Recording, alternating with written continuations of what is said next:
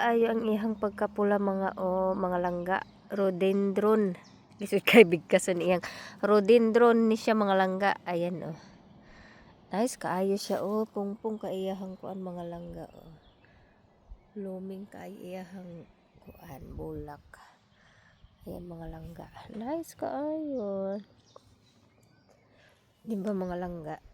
I love this red kaayo Nice ka iyahang kuan ba flower. Ayan, lami kay puupoon og ibutang sa kuan flower base. Ug kani siya rhododendron pud ni siya nga kanang nay pagka-push siya pink siya nga white ba ni siya ambot unsay kuan ni siya basta kay nindot ni siya naa pa dito pikas. Ito mga langga gamay lang siya.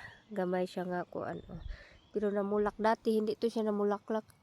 Ngayon lang ito siya namulaklak ng ganyan mga langga.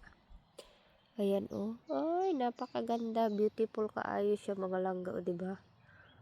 Beautiful. Duha siya kabuok.